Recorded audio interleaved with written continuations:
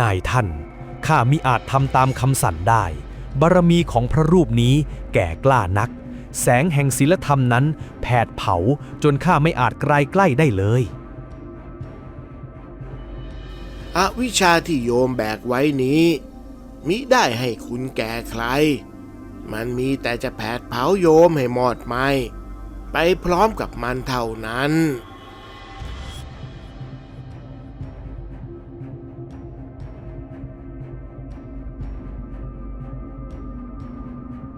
ภายในห้องมืดสลัวที่อบอวลไปด้วยกลิ่นธูปหอมผสมกับกลิ่นสาบของซากสัตว์อาจารย์ตีชายวัยกลางคนที่มีรอยสักอักขระขอมดำผ้าเต็มตัวกำลังนั่งบริกรรมคาถาหน้าขันน้ำมนต์แสงเทียนสีเหลืองสลัวทำให้ใบหน้าของเขาดูน่าเกรงขาม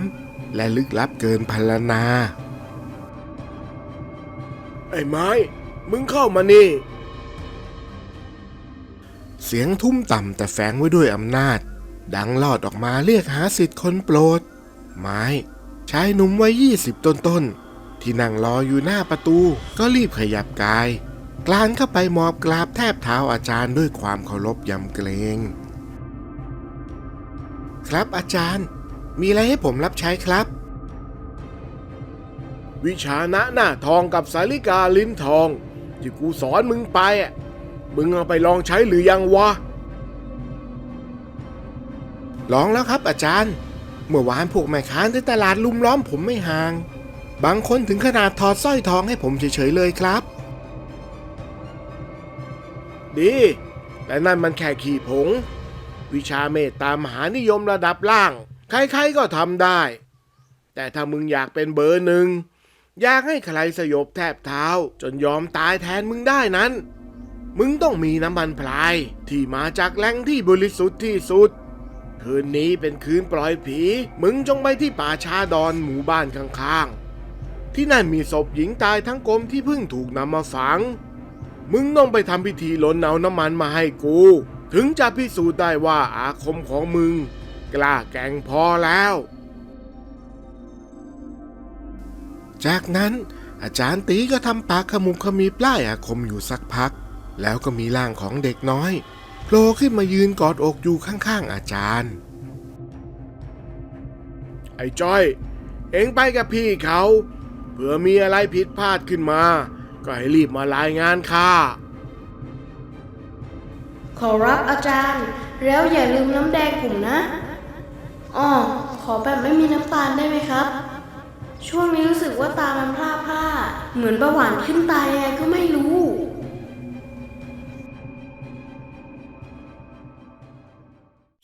นาฬิกาบอกเวลาเที่ยงคืนตรงไม้แบกย่ามบรรจุอุปกรณ์ทำพิธีเดินลึกเข้าไปในป่าช้าดอน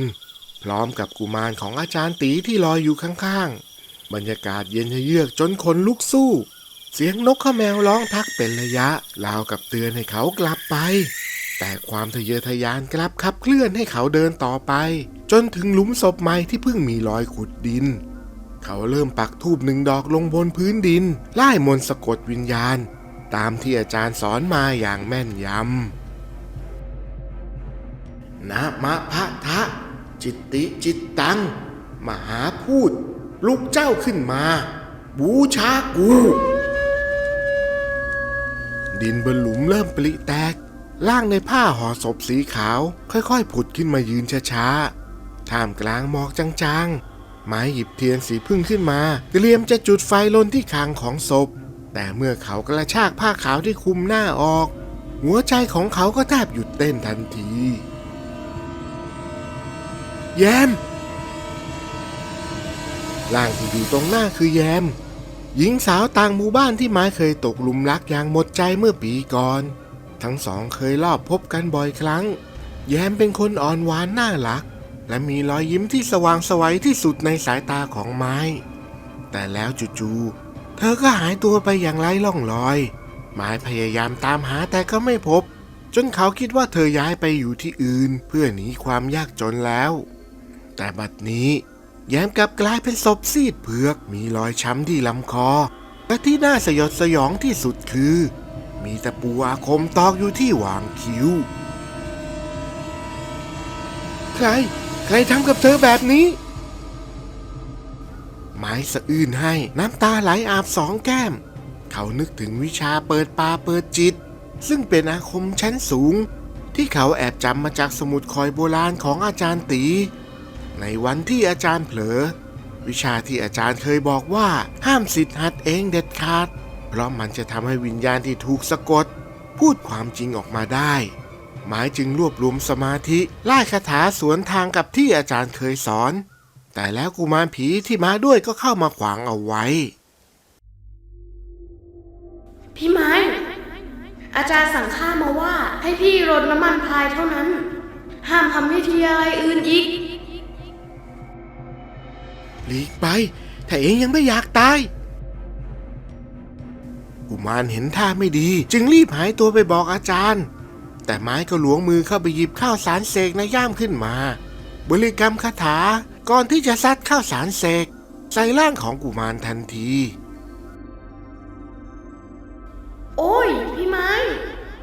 อย่าทำอะไรข้าเลยอาจารย์ช่วยข้าด้วยร่างของกุมารดิ้นทุรนทุรายในกองไฟก่อนที่จะถูกไฟอาคมนั้นเผาผลาญไปจนไม่เหลือเท่าฐานข้าปล่อยให้เองไปรายงานอาจารย์ไม่ได้หรอก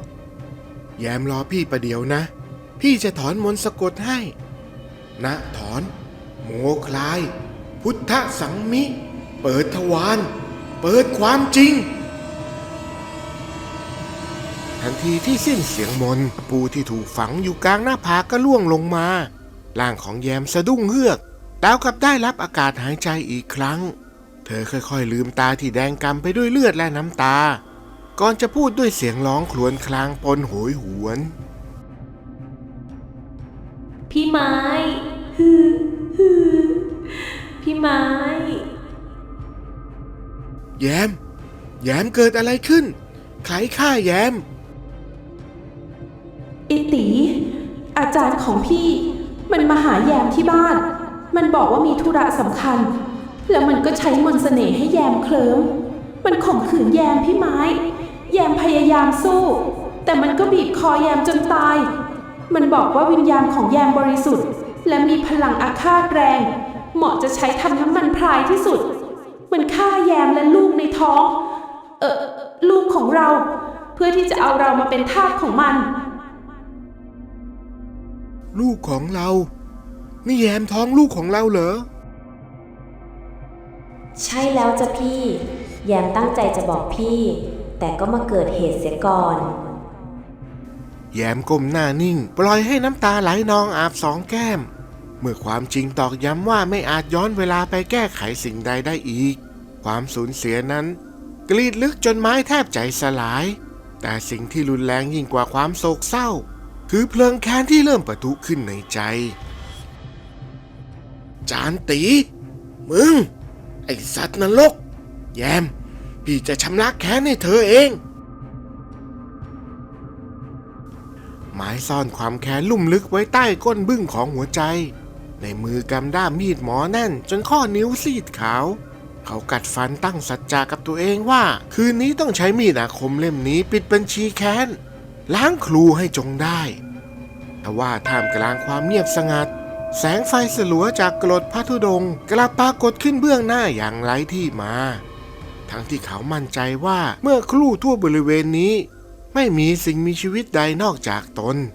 สายตาของพระรูปนั้นที่ทอดมองมาแล้วกับยังรู้ถึงเจตนาฆ่าที่เขากำลังซุกซ่อนอยู่ท่านเป็นใคร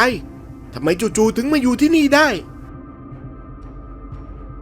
อาตมาปักกฎเจริญอสุภกรรมฐานอยู่ที่ป่าช้าแห่งนี้หลายคืนแล้วหากแต่โยมมัวแต่จดจ่ออยู่กับธุระร้อนของตน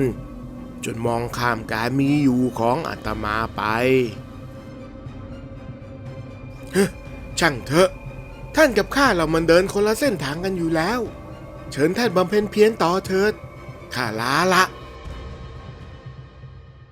โยมจะรีบไปสังหารอาจารย์ของตัวเองอย่างนั้นหรือฝีเท้าของไม้ชะงักกึกเขาหันควับกลับมามองพระธุดงค์รูปนั้นด้วยสายตาเบิกโพลง ท่านรู้ได้อย่างไรรังสีอำมหิตที่แผ่ออกมาจางๆจากตัวของโยมมันฟ้องนะเรื่องแบบนี้ไม่จำเป็นต้องพึ่งอิทธิปาฏิหาริย์ใดๆหรอกท่านรู้มากเกินไปแล้วไม้คำรามลั่นความลับที่ซ่อนอยู่ถูกกระชากออกมากลางป่าช้าเขาตัดสินใจทิ้งความลังเลมือที่หยาบกร้านจ้วงหยิบตะกรุดโทนและมีดหมออาคมพุ่งเข้าใส่พระธุดงค์ทันทีหมายจะปิดปากพยานเพียงคนเดียวเสียแต่พระธุดงค์ไม่ได้ขยับหนีท่านเพียงเพ่งกสิณไปกลางอากาศทำให้เกิดเป็นกำแพงลมมหาศาลปะทะกับร่างของไม้จนกระเด็นลอยไปโขกกับต้นไม้ใหญ่น้อยทำเป็นเก่งนักนะถ้าอย่างนั้นก็ลองลิ้มชิมรสฤทธิ์เดชผีที่ข้าเลี้ยงไว้ดูหน่อยเป็นไรไม้ไม่ยอมแพ้เขาบริกรรมคาถาเรียกวิญญาณสัมภเวสีเข้าจู่โจมแต่ดวงวิญญาณนั้นกลับมอบกราบลาบคาบ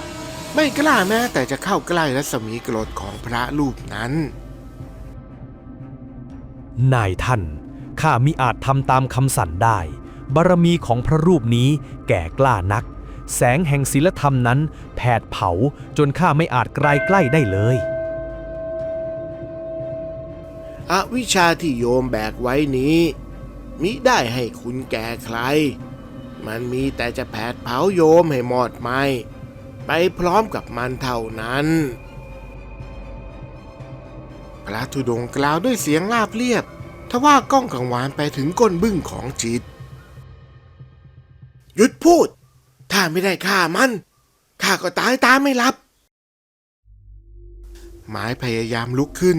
แต่กลับรู้สึกว่าร่างกายหนักอึ้งแล้วกับถูกภูผาทับโยมกำลังถูกไฟพยาบาทล่อหลอก